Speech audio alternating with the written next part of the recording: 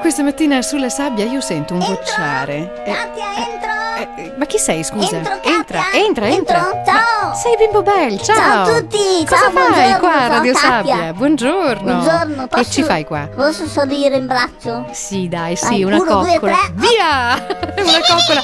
Amico Bell, ma senti, tu Sei non marrida, dovresti sei non dovresti essere a scuola a quest'ora quasi? Ancora non è iniziato, No, è fra vero. poco ci vado. E allora cosa sei venuta a fare qua? Sono venuto a raccontare una barzelletta e qualche colmo, qualche indovinello. E per chi lo fai? Qualche favola. Per chi No, lo la fai? favola no. No, la favola no. Per chi lo fai, Bimbo Bell? Per tutti i bambini che stanno ascoltando. Non perché piace a te, per i bambini. No, per i bambini, così vanno a scuola meglio, e poi vanno a lavorare meglio. Ecco, non sembra, ma sei buono. Sì. Sì.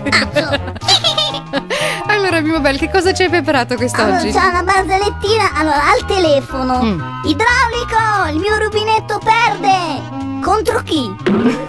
Bimbo Bell. Effettivamente è carina, devo dire. Sei bravo, sei poi bravo. te lo sai qual è il colmo della siccità? No, non so quale può Un essere. albero che corre dietro a un cane. Bimbo Bell. Oppure il colmo della sarta? Quale? Perdere il filo del discorso. Ecco, solo tu potevi dire queste cose, però sono carine, devo dire. Sei bravo, sei bravo. Grazie. Hai studiato per oggi? Un pochino. Il compito l'hai preparato ieri? Sì, oggi tanto non mi interessa. Ah, lo sai già, ecco Sì, perché. sì. Vai Oggi tranquillo. c'è ginnastica. Allora va bene. Senti, allora, visto che c'è ginnastica, allenati già, prendi di corsa e vai via. No, prendi di corsa e vai, capito?